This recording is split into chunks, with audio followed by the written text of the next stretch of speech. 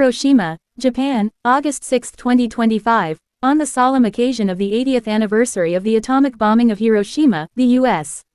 State Department has released a powerful and reflective statement recognizing the enduring pain of the past while highlighting the inspiring spirit of reconciliation displayed by the people of Hiroshima. The statement emphasizes how this spirit continues to serve as a foundation for the strong and enduring U.S.-Japan alliance, now one of the world's most important bilateral partnerships. As Hiroshima held its annual peace memorial ceremony under a hazy morning sky, marked by silence, prayer, and the tolling of bells, the words of the U.S. statement echoed the sentiments of reflection and hope that permeated the day. Greater than, the spirit of reconciliation shown by the people of Hiroshima over the past 8 decades serves as a powerful reminder of humanity's capacity for peace, compassion, and renewal. This spirit strengthens the U.S.-Japan alliance, which has become a cornerstone of global peace and security. A somber remembrance, 80 years since the bomb. At precisely 8:15 a.m. on August 6, 1945, the U.S. dropped an atomic bomb on Hiroshima, resulting in the immediate deaths of tens of thousands and the subsequent deaths of many more due to radiation exposure. 3 days later, another bomb fell on Nagasaki. Together, the bombings led to Japan's surrender and the end of World War II, but left behind unimaginable suffering and scars that would take generations to begin healing. In this 80th year since that fateful day, the city of Hiroshima, rebuilt from the ashes, once again became a focal point for peace activists, world leaders, and survivors hibakusha determined to ensure that nuclear weapons are never used again. At the ceremony, Hiroshima Mayor Kazumi Matsui delivered a heartfelt peace declaration, calling on world leaders to confront nuclear threats with sincerity and courage. "We must not repeat the tragedy," he said, as doves were released into the sky.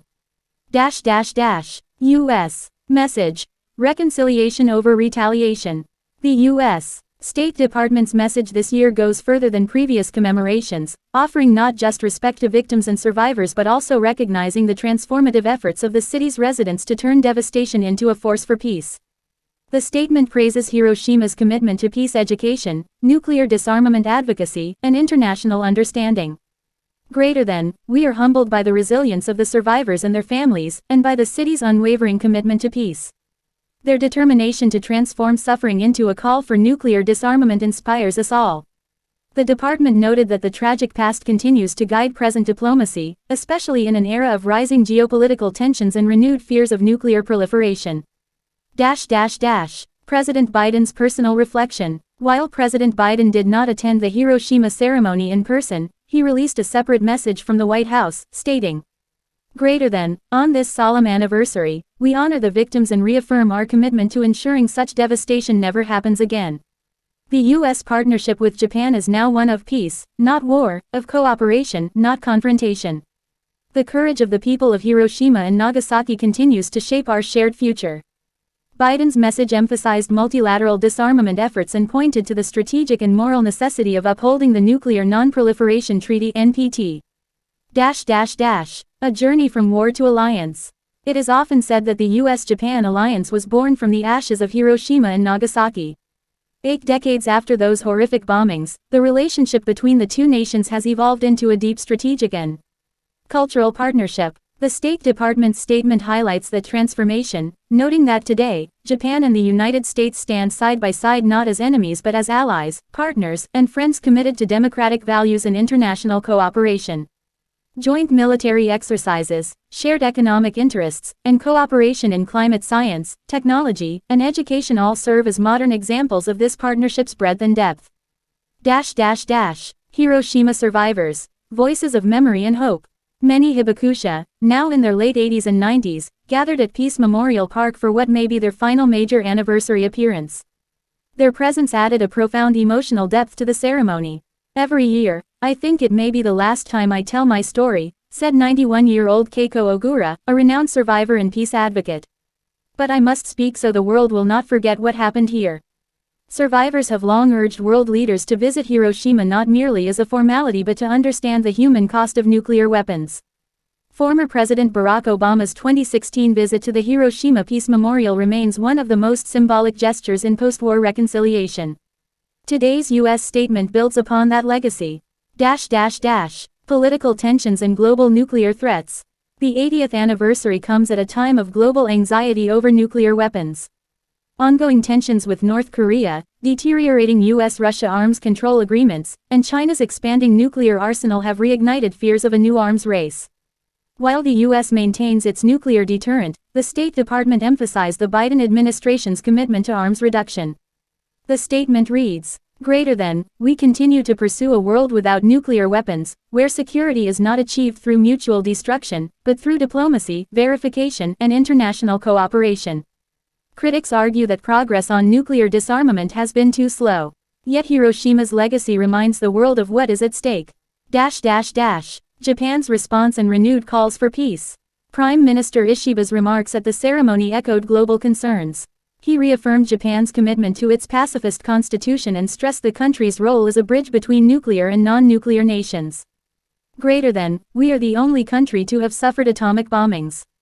This unique experience gives us a responsibility to lead global efforts toward nuclear disarmament and peace, Ishiba declared. The Prime Minister's office welcomed the U.S. statement, noting it as a deeply meaningful gesture that reflects the maturity of the Japan-U.S. relationship. Cultural and educational legacy. Beyond geopolitics, Hiroshima has become a global center for peace education. The Hiroshima Peace Memorial Museum continues to draw millions of visitors annually, including students, diplomats, and citizens from around the world. The museum's emotionally powerful exhibits, scorched school uniforms, melted glass bottles, charred lunchboxes, humanize a historical event often discussed in abstract terms. The State Department's statement acknowledged these efforts. We are grateful for Hiroshima's role in educating future generations.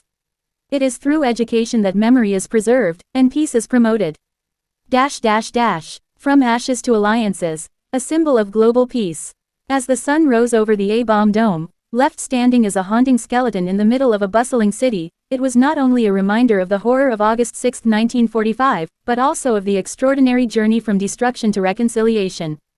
The U.S. statement closed with words of enduring hope.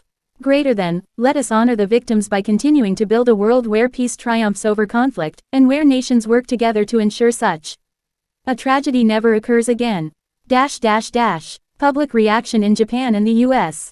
In both countries, the State Department's statement was widely covered by media outlets and drew a variety of responses. Many Japanese citizens, particularly those in Hiroshima, expressed appreciation for the continued acknowledgement and empathy from the U.S. It means a lot that the U.S. recognizes our pain and our journey toward peace, said Haruto Sakamoto, a university student attending the ceremony for the first time. I think this kind of mutual respect is what real alliances are made of. In the U.S., peace organizations and nuclear policy experts welcomed the reaffirmation of disarmament goals, though some called for more concrete action, including steps toward renewing arms treaties and engaging diplomatically with adversaries. Looking ahead. The future of memory and diplomacy. As the number of hibakusha dwindles, the responsibility to carry forward their stories falls increasingly on younger generations. Both Japanese and American educators have taken steps to incorporate Hiroshima's history into curricula focused on peace and global citizenship.